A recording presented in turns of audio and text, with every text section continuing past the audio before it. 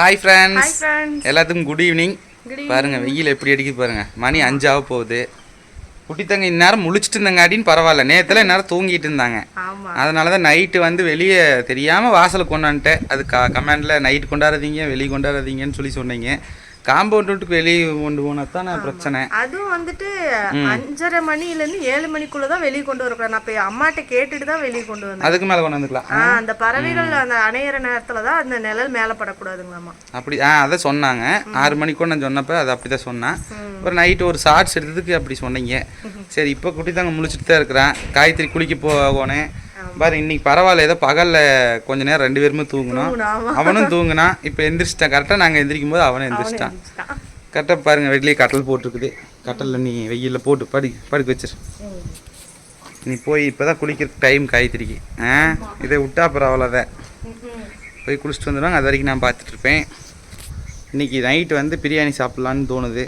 ஒன்றும் செஞ்சு சாப்பிட்ல. இல்லைனா கடையில் வந்து இங்கே நல்ல பிரியாணியே கிடைக்க மாட்டேங்குது. அப்படி நல்ல பிரியாணி டேஸ்ட்டாக வாங்குவோன்னு பார்த்தீங்கன்னா திருப்பூர் தான் போகணும். அப்படின்னா இங்கேருந்து 20 கிலோமீட்டர் போகணும். ஏன் காயத்ரி?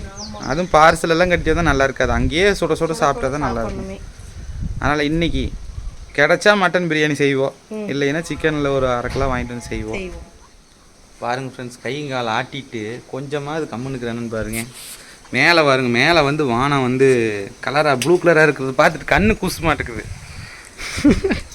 பாருங்க, இப்போ பார்க்குறேன் பாருங்க. நான் இந்த போக எங்கடா போகிறேன் அப்படின்னு பார்க்குறேன்.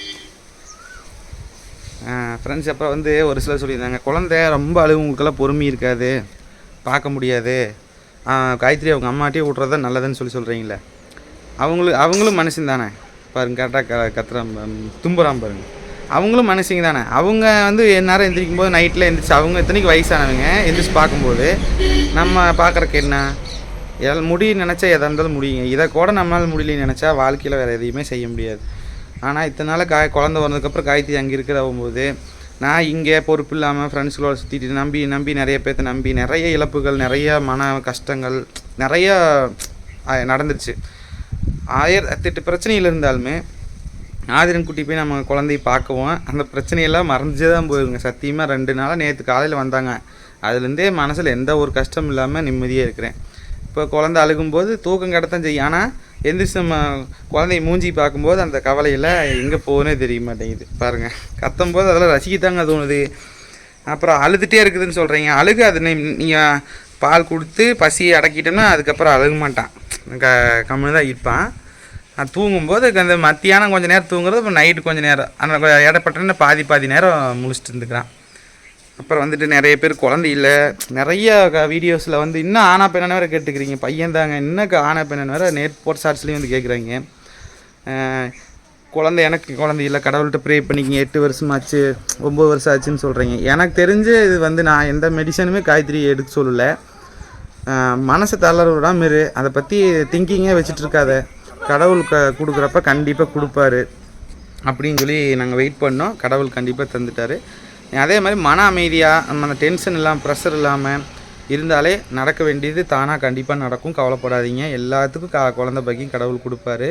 கவலைப்படாமல் இருங்க, சந்தோஷமாக இருங்க. ஒரு வழியை குளிச்சுட்டு வந்துட்டா காயத்ரி. நீ நான் போயிட்டுங்க ஒரு குக்கர் வந்து என்ன ஆகி போச்சு வீடியோவிலே தெரியும்னு நினைக்கிறேன். அதான் பாலுக்கிறோம். அது சாப்பாடு வச்சுட்டு தண்ணியை ஊற்றி வச்சுட்டேன். அந்த சைடு இன்னும் விசிலுக்கு பக்கத்தில் இன்னொரு வாசரமாக இருக்குது தெரியுங்களா, அதில் ஏர் போயிட்டு இருந்துருக்குது. நான் கவனிக்கல. சரி, விசில் வரும் சத்தம் வரும்லன்னு சொல்லிட்டு அப்படியே உட்காந்துட்டே இருந்தேன். அப்புறம் பார்த்தா அது கடைசியில் என்னடா விசிலே வரலின்னு பார்க்க தீர சத்தம் கேட்டுச்சு. போய் பார்த்தா உள்ளே பூரா தீஞ்சு சாப்பாடெலாம் தீஞ்சு போச்சு. குக்கர் வேலைக்கு ஆகாது. ஆமாம்.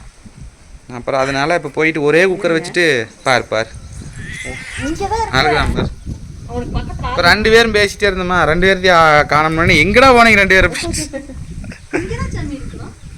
பெரிய குக்கர் ஒரே குக்கரை வச்சுட்டுங்க, சாப்பாடு ஆக்கிற குக்கரை வச்சுட்டு இது பருப்பு எதனால அதுலேயே வைக்கிறது, சாப்பாடு அதுலேயே வைக்கிற மாதிரி இருந்தால் கொஞ்சம் கஷ்டமாக இருக்குது. அதனால் போயிட்டு காயத்ரி டப்பு வாங்கிட்டு இந்த டப்பு ஒன்று கேட்டிருந்தாங்க. 2 குடம் பிடிக்கிற மாதிரி. குழந்தைக்கு 2 குடம் வேணுமாம்மா குளிக்க வைக்கிறதுக்கு. நானே ஒரு குடத்தை தான் குளிக்கிறேன். குழந்தைக்கு தண்ணி நிறைய ஊற்றணுமே. அதனால் போய் டப்பு ஒன்று வாங்கிட்டு ஒரு குக்கர் ஒன்று வாங்கிட்டு அப்புறம் வேறு என்ன பிரியாணி செய்கிறதுக்கு ஏதாவது தேவையானது வாங்கிட்டு வந்து செஞ்சு வீடியோ போடுவோம். பிரியாணி செஞ்சு முடிக்கிறதுக்குள்ள மணி 8 9 ஆகி போயிடும். அப்போ நம்ம எப்படி வீடியோ போடுறது? அதனால் இப்படியே அப்லோட் பண்ணிடலாமா? துணி விடுறோம். இங்கே வருங்க எங்கள் இது அழுகிறதே இல்லை, அவ்வளோ சீக்கிரம் அழுக மாட்டாங்க. என்னைய எங்கள் அம்மாட்ட கேட்டு பாருங்க, எங்கள் அம்மா சொல்லுவாங்க மசக்கு நடையம்பாங்க. என்னையும் அப்படி தான் படுக்க வச்சுட்டு தண்ணி குடிச்சிட்டு எல்லா வேலையும் செஞ்சுட்டு இருப்பான், அழுகவே மாட்டேனாமா. பசிச்சா மட்டும்தான் அழுவுறது. அதே மாதிரி தான் அவனும் பசிச்சா மட்டும்தான். அவரை மாதிரியே பசி ஒன்று தூக்கம் ஒன்று வந்துட்டா மனுஷனே கிடையாது. அந்த மாதிரி எங்கள் அம்மா அப்படி தான் சொல்லும். அதே மாதிரியே என் அப்படியே இருக்கிறான். பார்க்கலாம், பெருசாக தான் தெரியும். பிறந்த உடனே நான் பார்க்குறேன் காயத்ரி மாதிரியே தான் இருந்தா. ஏன்னா மூக்கெல்லாம் உனையாட்டியே வந்து காது உனையாட்டியே இருக்குதுரி அப்படின்னு. அப்புறம் பார்த்தா கொஞ்சம் பெருசாக காது இணையாட்டம் வந்துருச்சு, மூக்கும் இணையாட்டம் வந்துருச்சு, இணையாட்டையே வந்துருச்சு. ஹேர் ஸ்டைல் கூட இணையாட்டம் தான் இருக்குதுங்க. அப்புறம் நம்மள குழந்தை நம்ம ஆடத்தான் இருக்கு. குணம் மட்டும் காயத்ரியாட்டு இருந்துட்டா போகுது. சிக்கனமா சம்பாரிச்சு கொடுத்தோம்னா சிக்கனம் பண்ணிட்டு பெற்றவங்களுக்கு கொஞ்சம் ஓத்திரம் கொடுக்காம. நானும் எங்கள் அம்மாவுக்குலாம் ஓத்திரம் கொடுத்தது இல்லைப்பா.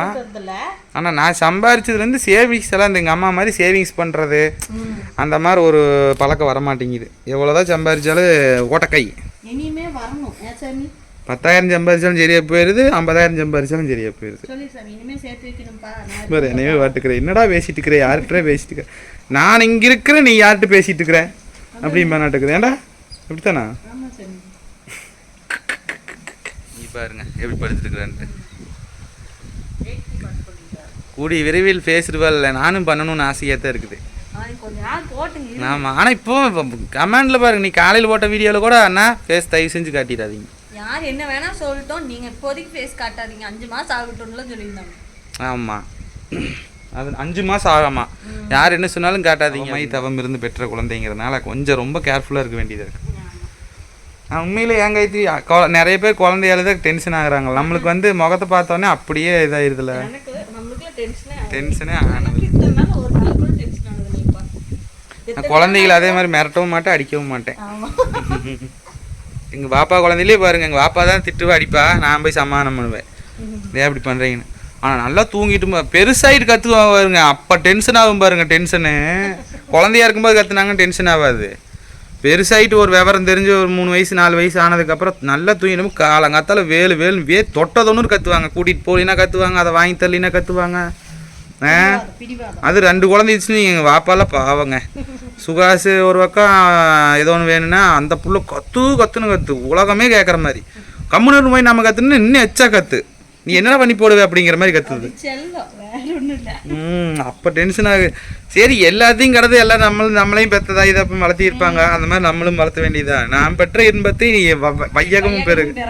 எல்லாத்துக்கும் எல்லா கஷ்டம் இன்பம் துன்பம் எல்லாத்துக்குமே உண்டு, அதை நம்ம சகிச்சுட்டு போய்க்க வேண்டியதான். சரி, போயிட்டு நான் வாங்கிட்டு வர்றது சமைக்கிறதெல்லாம் நாங்கள் எடுத்து வச்சு உங்களுக்கு காலையில் அப்லோட் பண்ணுறோம் ஃப்ரெண்ட்ஸ். இந்த வீடியோ இதோட முடிச்சுக்கலாம், ரொம்ப லென்த்தாக போகுது. அடுத்த வீடியோவில் பார்க்கலாம். பாய் சொல்லியிருக்கேன். Bye friends. பாய்.